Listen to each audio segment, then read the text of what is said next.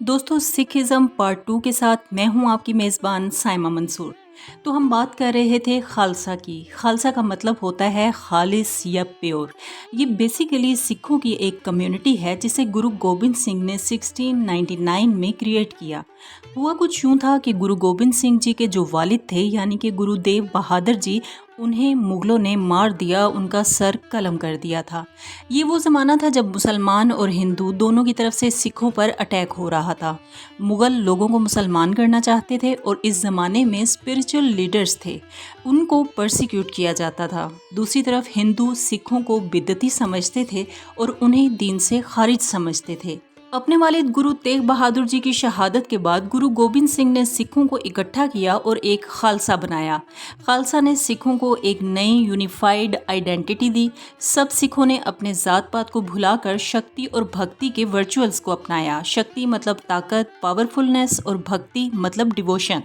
अब न सिर्फ एक सिख खुदा की तरफ डिवोटेड होगा बल्कि वक्त आने पर अपना दिफा भी करेगा, वो अपने आप को डिफेंड भी करेगा। वो एक वैरियर सेंट होगा और ऐसे ही सिखों को संत सिपाही कहा गया।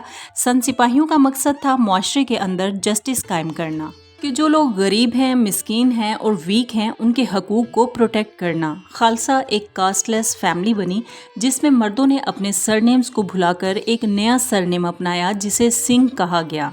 सिंह का मतलब होता है लायन। औरतों को भी एक सरनेम दिया गया कौर, जिसका मतलब है प्रिंसेस। गुरु गोबिंद सिंह का जो खालसा ऑर्डर था, इसने लोगों को फजूल किस्म के रस्म और रिवायात और बिदात से दूर रखा। उन्होंने कहा कि इंसान को अपनी ज़िंदगी को प्रैक्टिकली बेहतर करना है, लिहाजा उनका मानना था कि इंसान को खुदा की तरफ डिवोटेड होना चाहिए। खालसा ऑर्डर की खूबसूरत बात यह थी कि वो डिवोशन टू गॉड की बात तो करता था, लेकिन भक्ति के चक्कर में ये बिल्कुल नहीं कहता था कि आप दुनिया को भुला दो और पहाड़ों में निकल जाओ, बल्कि कहता था कि आपने अपनी कम्युनिटी में रहकर अपने लोगों के हालात को बेहतर करना है। इसी खालसा ने सिखों को 5 आर्टिकल्स ऑफ फेथ दिए जिन्हें कहा जाता है पंच कक्कार। पंच कक्कार में शामिल है केश, कंघा, कड़ा, कछेरा और किरपान। ये वो सिखों की निशानियां हैं जिसके ज़रिए आप फ़ौरन पहचान लेते हैं कि कोई भी शख्स सिख है या नहीं। केश यानी कि बाल। सिख अपने बाल नहीं काटते क्योंकि उनके मुताबिक ये खुदा की तरफ से दिया हुआ एक तोहफा है। सिखों का मानना है कि बाल ना कटवाना इस बात की दलील है कि सिखों ने ज़िंदगी वैसे ही गुजारनी है जैसे खुदा चाहता है। केश के बाद है कंघा यानी क्लीनिनेस, अपनी सफाई की अलामत। सिखों पर यह लाजिम है कि वो दिन में 2 दफ़ा अपने बालों को कंघा करें। नेक्स्ट आर्टिकल ऑफ फेथ है कड़ा। कड़ा एक सर्कुलर ऑर्नामेंट है जिसका ना कोई आगाज़ है और ना इख्तिताम। दरअसल ये उनको खुदा की याद दिलाता है।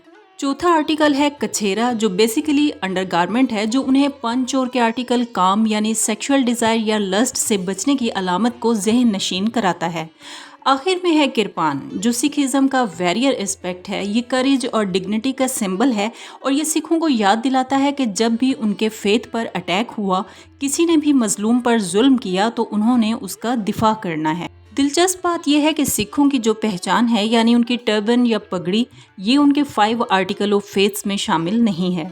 सिखों के अंदर गुरुद्वारा की बहुत ज़्यादा अहमियत है। ये ना सिर्फ सिखों की प्लेस ऑफ वर्शिप होती है बल्कि सिख कम्युनिटी का एक मेजर हब है जहाँ ये जमा होकर आपस में मिलते मिलाते और इबादत करते हैं।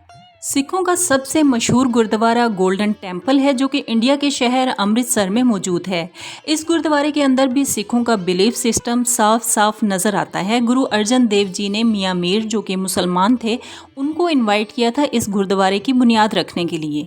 इस गुरुद्वारे के 4 दरवाजे हैं जो ये डिपिक्ट करते हैं कि किसी भी कल्चर, किसी भी मज़हब और किसी भी कास्ट का बंदा यहाँ पर आ सकता है, लेकिन इनर टेम्पल का सिर्फ एक ही पाथवे है जो ये दिखाता है कि खुदा तक पहुँचने का सिर्फ एक ही रास्ता है।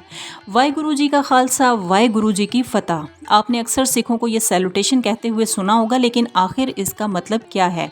इसका मतलब है कि खुदा, वाहे गुरु और लॉर्ड ही प्योर हैं और जीत भी इवेंचुअली खुदा की ही है। दरअसल वैल्यू सिर्फ वाहे गुरु जी की है। सिख एक खुदा के ज़रिए दरअसल इंसानियत को जोड़ने की कोशिश करता है। सिखिज़्म में अगर फ़िरक़ों की बात करें तो इनके कुल 4 फ़िरक़े हैं, जिनमें सबसे पहले नानकपंथी फ़िरक़ा है, जिसके लोग अमन पसंद होते हैं और लंबे बाल रखने पर इसरार नहीं करते। इसके अलावा दाढ़ी मुंडवाने को तरजीह देते हैं। दूसरे नंबर पर दासी नामी फ़िरक़ा है, जिसके मानने वाले रहबानियत पसंद होते हैं। जबकि इनका तीसरा फ़िरक़ा इकाई फ़िरक़ा है, जिसके मायने अल्लाह यानी खुदा की पूजा करने वाला फ़िरक़ा है, जबकि कहा जाता है कि इस फ़िरक़े के लोग इंतहाई जंगजू होते हैं। चौथा फ़िरक़ा सिंह है, जिसका जिक्र वीडियो में पहले किया जा चुका है। दोस्तों, आपको हमारी आज की ये काविश कैसी लगी? अपनी कीमती राय से हमें ज़रूर आगाह करें। इजाज़त चाहूँगी। अल्लाह हाफ़िज़।